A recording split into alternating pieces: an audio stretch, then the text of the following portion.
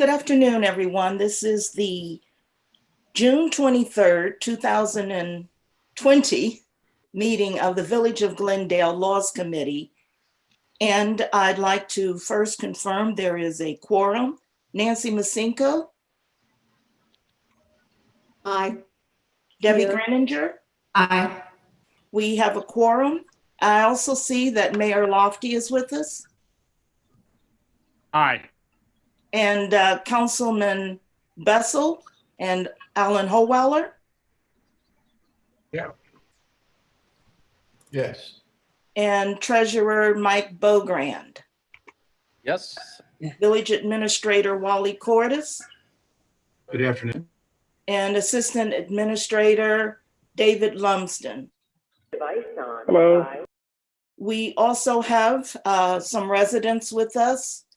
And as far as I can tell, as of now, they include Jenny, and I'm uncertain if that is Miss Jenny Kilgore, former councilwoman, but perhaps we'll find out a little later. We have an agenda. Yes, it is. Thank you, Jenny. It's nice seeing you. We have an agenda that was sent, yesterday morning. Yes. And that is the order of business in which we'll follow. Is there a motion for adoption of the February 5th minutes?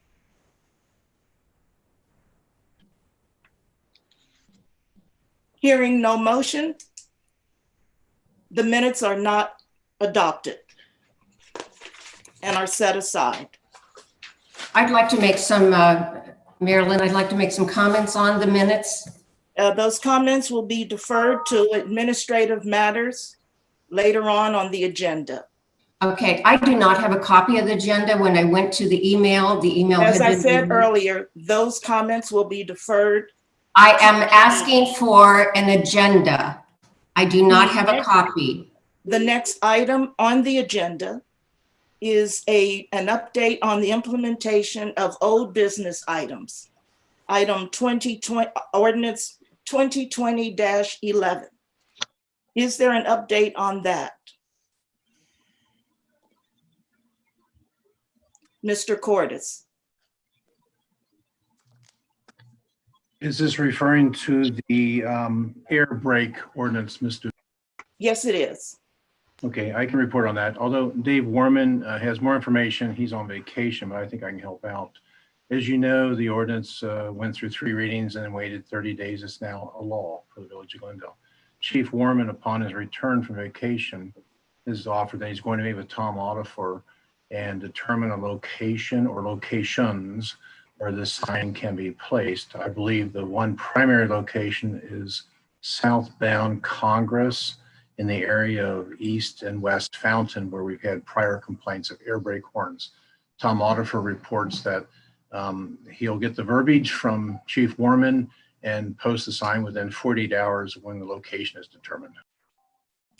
Thank you. So we're anticipating actual road signs within a month or so? He's back on Monday. I would think a week after that, we could see them. Thank you. The next item on the agenda, and I'm going through this verbally, in as much as Debbie does not have a written copy before her at the moment, is public comment. I have not received any notice or indication of anyone wishing to comment from the public. David, did you?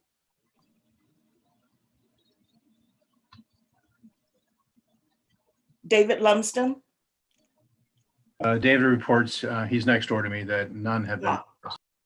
No public comments. Thank you. Thank you, Wally. The next item on the agenda, we have 3 items which are coming up for initial discussion at this meeting. No action is anticipated. And the purpose is really to alert you to 2 of the items and then to bring out developments in the 3rd item. The first item coming up is the June 29th council meeting consideration of the Hamilton County Sewer Water District revised Articles 1, 3, and 5, and the district regulations. Mr. Cordes, Wally emailed us about a week ago, I think it was, on June the 10th. And I saw that email and brought it up in the Utilities Committee meeting. It was not discussed at that time, but I'd like to bring it up at this committee meeting because it does call for significant action by the village, and we can anticipate that discussion and deliberation on June 29th. Wally? Okay, thank you, Ms. Duke. Hamilton County, as you know, Hamilton County Stormwater District is our adopted agency to represent us for all developments of 1 acre or more in dealing with stormwater. In 2011, we enacted their legislation, adopted it, and we appointed them as the administrator and the enforcement agency. These changes they're proposing are periodic. We see them every year or every 2 years, mostly owed to changes in EPA regulations and correcting some grammatical errors that they may find, and to become more in compliance and, quite frankly, more strict in their rules when they govern stormwater management. Should we wish to continue with them as our agency, we will need to, as all the other 48 communities have done or are doing, is to accept their changes. Our contract with them is ongoing until we decide to end it. Thank you. So council members, if you'll pull up the email at your convenience, certainly not now, there is several attachments to it, including the Article 1 of the Rules and Regulations with definitions. Article 3, earthwork regulations. Article 5, and a resolution, a sample resolution that is, I assume, is coming to council on June 29th. I'm not quite sure if the solicitor will have some changes to it, but in any event, a sample resolution is there. And the revision notes to the rules and regulations, specifically Article 3, earthwork regulations. I've also asked Wally to email me, and I would ask now that he email entire council and the solicitor the last ordinance which council adopted to confirm that it is a part of that Hamilton County Sewer Water District, and what the details of that and obligations of the village are. That is in, I believe, resolution 2002, I'm sorry. Resolution, ordinance 2009-52. Once again, that is ordinance 2009-52. So I'm asking Wally to forward that to all the council members, the treasurer, the solicitor, so that we can see what currently was or what currently is and compare it to what we'll be adopting. Okay, thank you, Wally. The next item on our agenda under new business discussion is a request by a resident and a couple of residents since then that the Laws Committee consider action without specifying any to expand or accommodate more outdoor seating for the restaurants in the village, in Village Square. Now, since that email was sent to me as chair, I've been in communication with the mayor, and I understand the mayor hasn't been in communication with the restaurateurs and has made some accommodation. Don, if you could update us on that. Well, yes, we talked to the local restaurants. They said their problem was that they could not maintain social distancing and within the confines of the very small areas that they had set aside for outdoor dining. So we talked amongst ourselves. We talked to the chief, Chief Warman, and we all agreed that we could allow the restaurants to use basically the entire sidewalk where, for outdoor dining. And this did satisfy the restaurants and the owners. And that's how we have been proceeding. I've been down there, I guess, at least 3 times, but I think more than that, and I have found that there is never an overflow where people can't find a place to sit and eat. And, but the crowds are good, and the system seems to be working. Thank you. Nancy or Debbie, would you care to add to that? I can add only that I heard about the discussion that was going on with the restaurant owners and thought I would try something on them. It was a what if. What if we closed the square to vehicular traffic and we made it, Times Square like, and we brought tables and umbrella tables and chairs and stuff all around the driveway and no cars, no trucks. And I presented that in advance of our the mayor and Wally's work on this with the chief. So I presented it to all of the owners of the restaurants, and absolutely not one was supportive of that idea, felt it would endanger their business irreparably, because the carryout business that they've established since the shutdown has become a significant part of their business plan. And all of them, especially Meritage, is committed to that part of the business going forward. So it's just a point of information to let you know, we actually did try to take it beyond what the conventional boundaries would be, and there was no appetite for it. Thank you.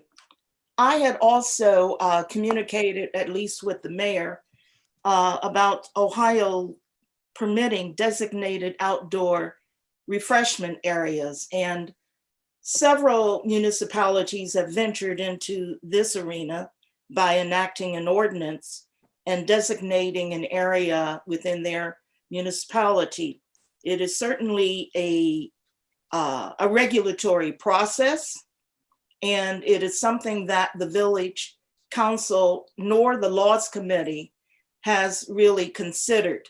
I'm simply mentioning it now so that it is there as an option for future consideration should the village, should really the business owners express an interest.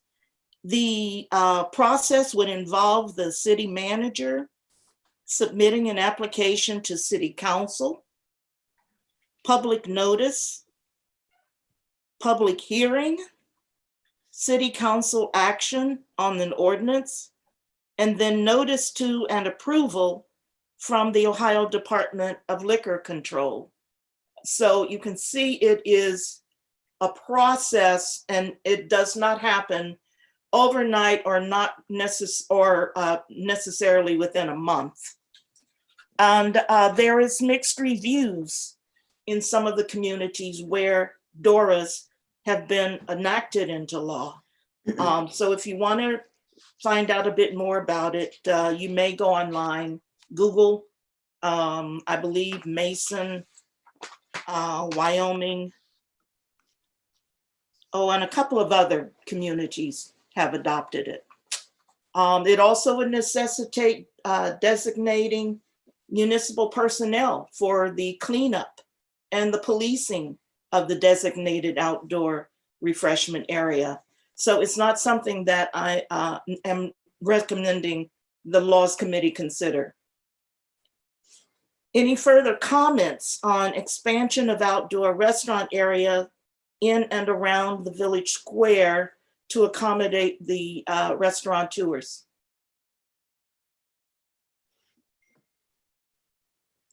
Seeing none, the next item and the third item on the agenda under new business items, and this is the last item of the three, is to note the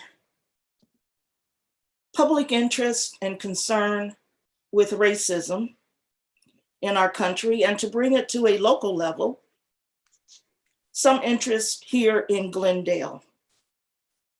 This is occasioned by the killing and the aftermath of the killing of George Floyd, the subsequent police misconduct that has gone viral in the public, the protests which are spreading, the public conversations, the task forces, the action by the Ohio Attorney General, and so many other actions are underway as a result of that killing.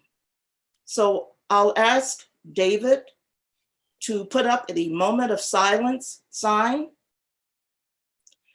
and I'll ask the council for a moment of silence. I was going to request 8 minutes, 46 seconds, I believe it is.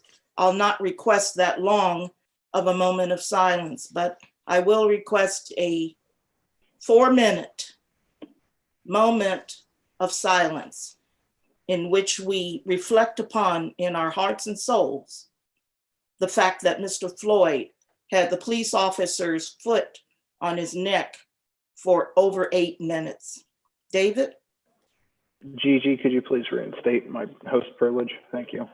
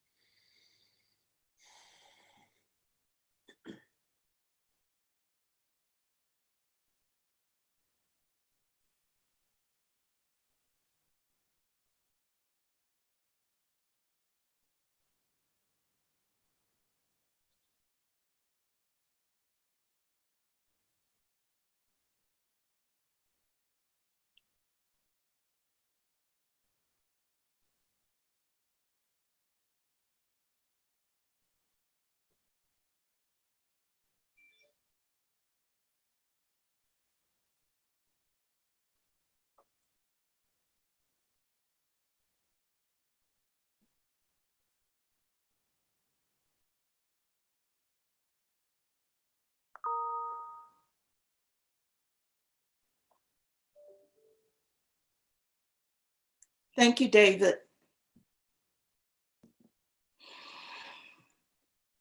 That was only 4 minutes, less than half the time.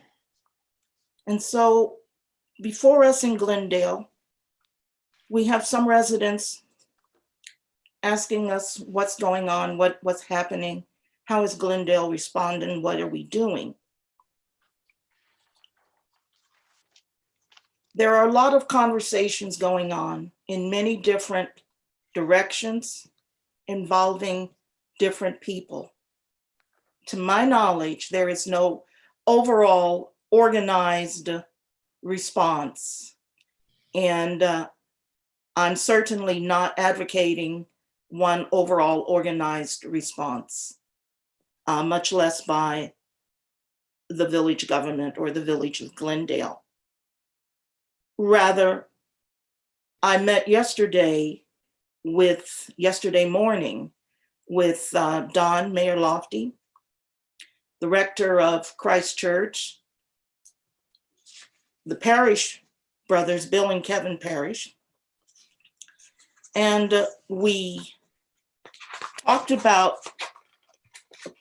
how we could, if and how we may have a conversation on racism in Glendale and what that could look like, and how it could be held and accommodated under COVID and related protocols, what the restraints would be, and timeframes. We also talked about possible or hopeful outcomes. And out of that meeting comes the development that's underway now with the Christ Church Glendale of a conversation to occur on July 1st. It will be limited seating and the details are unfolding, but the public will be informed. This is not a conversation to occur in the dark or behind closed doors. It will be reported to the public. The outcomes of it will be reported to the public, and it is anticipated that conversations will continue beyond that, again, by different people in different directions. Bill Parrish mentioned that the Eckstein Cultural Arts Center is hosting conversations on racism and racism in Glendale. I mentioned that the Attorney General of Ohio and the Ohio governor has reached out to the public for comments, suggestions, recommendations, and has acted upon several of them. The Attorney General's recommendation will come down to include training on implicit racial bias and a lot of other requirements for the police departments. I can't comment further on that except to say that that's a welcome sign. Nearby villages have also engaged in the community, engaged the public. And I won't mention any in particular. We probably know of some ourselves. But I want to say that some action is underway by the residents in Glendale, and open it up for comments from firstly, the Laws Committee members, and secondly, from anyone else on this, in this meeting. If I could jump in for just a moment, I just want to say I have a great deal of pride in the Glendale Police Department, which I think in many ways does an outstanding job of reaching out to all parts of our community. Nevertheless, anything can be improved upon. And when I saw the governor's propose elements for reform of policing in Ohio, I sent it to the chief, and as Wally said, he's on vacation now, but he has said when he gets back, we're both going to sit down and we're going to go over it, and we're going to see where do we need to improve, where can we improve. But all that is, to me, in the context of a police department that I think excels beyond virtually any other law enforcement agency that I know of in reaching out to all parts of its community, including those who are of different races and including those who are of low income levels. And I just wanted to give you the update that there is something even now going on within the village government on this issue. Thank you, Don. Nancy, Debbie? Question, I'm just a little, I mean, I love what I think I hear, the beginning of a conversation. I love that, and I think it's timely. What I'm unclear of is who is the sponsoring entity or organizer, or is this just a loose coalition of like minds? I'm confused. Coalition is too formal a word. I personally, and as councilwoman, reached out to Christchurch Glendale because I know that the Christchurch Glendale is participating in a series of conversations on sacred ground, which include talking about racism in many ways. This conversation started almost a year ago, and it was initiated by Bishop Michael Curry of the Episcopal Church nationwide. Reverend Pfaff has engaged his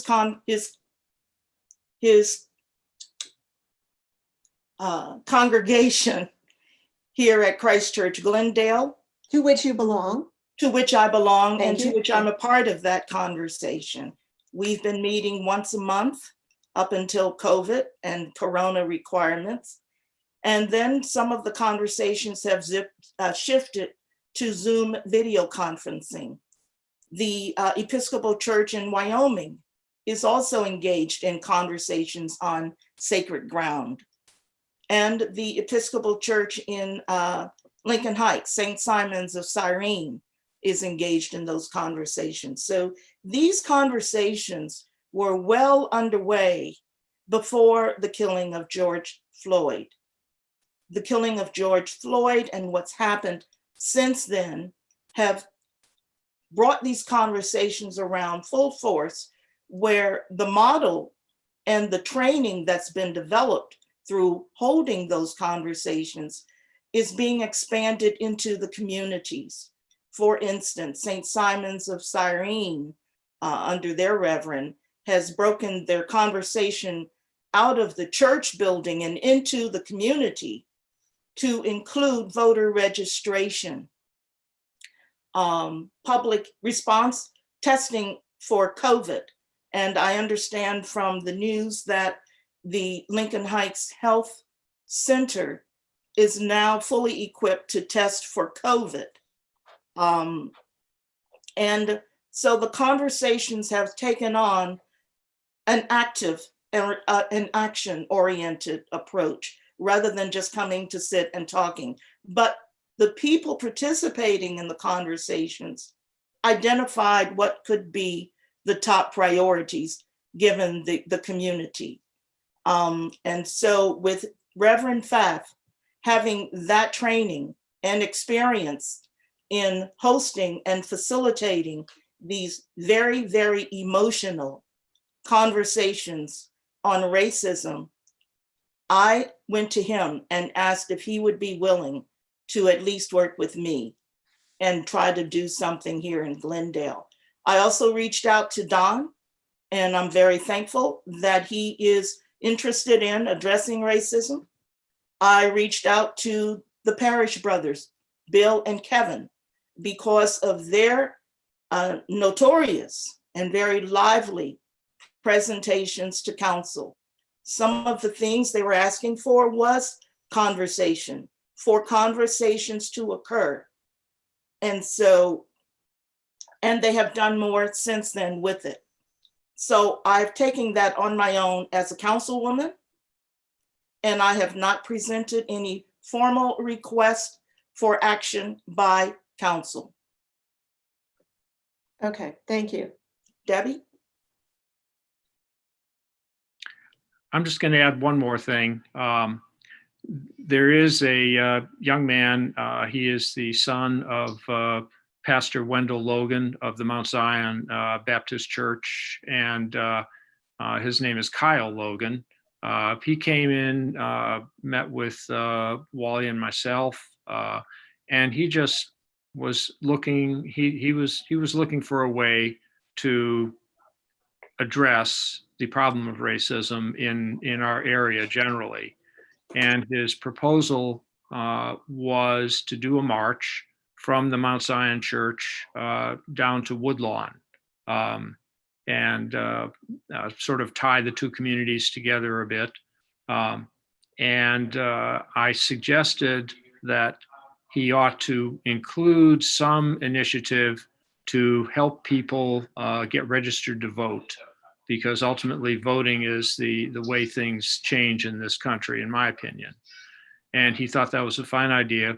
So there will be if this march comes off, and he's still organizing it, he's got to work with Chief Warman about logistics and how traffic is handled and everything like that. So it's not by no means a done deal as far as I've been told.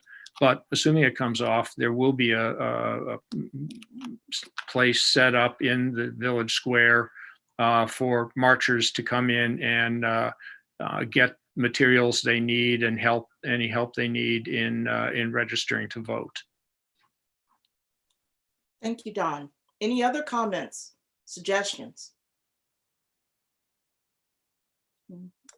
Wait, the July 1st gathering is not open to the public. It is Correct? not, but it will be announced to the public, and the public will know about it, and the outcome of it will be reported to the public. It is not open to the public because of COVID protocols limiting seating. And in fact, I'm meeting with Reverend Pfaff tomorrow morning, once again, to go over the logistics of people coming into the hall, going to their seat, signing in, going to their seat, and what's needed for people to have group conversations and overall hear what's going on at the outset of the meeting or conversation. So COVID has changed things greatly, and we have to work within those confines. So more information on this will be coming out to the public soon. The next, and that is the last item on the agenda. So I want to now open it up for administrative matters. And that includes questions that Debbie was raising at the outset of this meeting on notice and the agenda.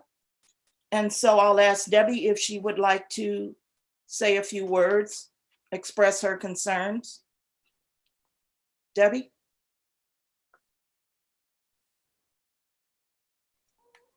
She is no longer on the call. Okay. Are there any other administrative matters for this committee? I just want to say that the minutes for this meeting were sent out. The draft minutes were sent out, I believe, early Monday morning, I believe. The minutes? Draft minutes, yes, for the February 5th meeting. Let me backtrack a bit. February 5th was the last time we met. We did have a meeting scheduled and announced to the public after some time to set it up amongst the committee members, you may recall, moving it from March the 11th to March 22nd or so. And in the intervening time, Ohio Governor DeWine declared emergency measures, which forced the cancellation of the March 22nd or 23rd meeting. So this committee has not met since February the 5th, but not for lack of trying.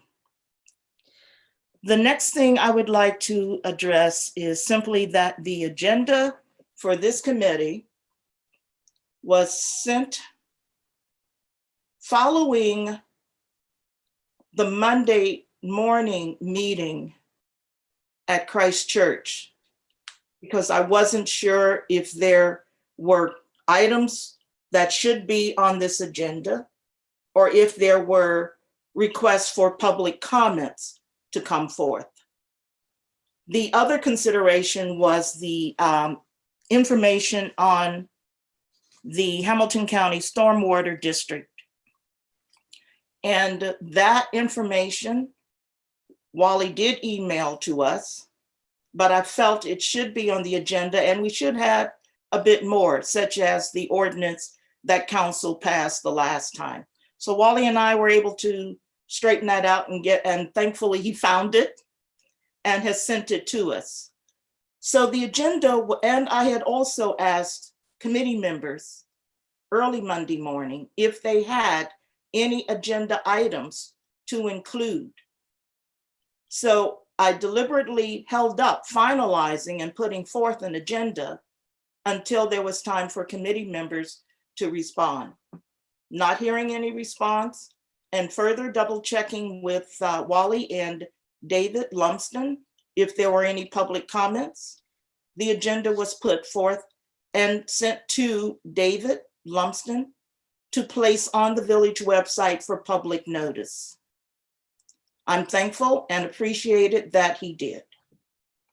There is no action in this meeting and no action has been taken. As it stands now, the agenda is not approved. So, Excuse me, unless there is a motion, the agenda is not approved? I'm sorry, not the agenda, the minutes. Thank you, Nancy. Do you The want minutes. comment or would you rather hold off on, I have one comment. Comment, yes, please. And it's an edit. I have no recall at this point, given the time that's passed. And I can't find my notes to support that the part where you referred to toward the end payment, Ms. Greninger opined that village revenues should not be used. Yes, she did indeed say that. The next phrase is the chair should be held personally to pay for this meeting's expert consultant. I have no memory of that and no notes on that aspect. And I would request that be stricken from the minutes. I just, unless you have, or unless somebody else can validate that, I just don't remember that happening. And I'd like this to be accurate. I will strike it from the minutes. All right, As thank you. you've requested, simply because you've requested it. However, I have vivid recollection of it because it was so inappropriate. This laws committee has had outside consultants appear in the past under Mayor Hoop, I'm sorry, not Mayor Hoop, under the chair, Ralph Hoop, and certainly other committee chairs. Those arrangements have been, and as were this time, made through the village office upon consultation with the village administrator. Wally and I had conversations about the general comments from the residents and what their concerns were. And based upon his suggestion, he contacted and reached out to Mark Nolte. Yeah, I understand. I think it was a valid question that she posed. Should village revenues be used or not be used? That was I just wanted to correct. And she further commented that I should be held to pay for it. Nevertheless, I don't remember. in the interest of going forward, I will strike that clause. The chair should be held personally to pay for this meeting's expert consultant. And so that will read, Ms. Greninger opined that village revenues should not be used to Period. pay for this meeting's expert consultant. Fine. Is Thank there you. a motion to adopt the minutes So moved. as amended? So moved. I'm here to second. The motion is seconded. The minute, all in favor? Aye. Minutes are adopted.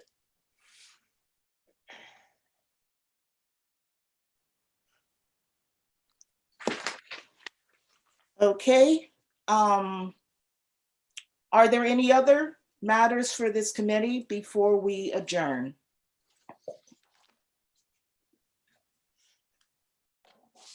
Motion to adjourn.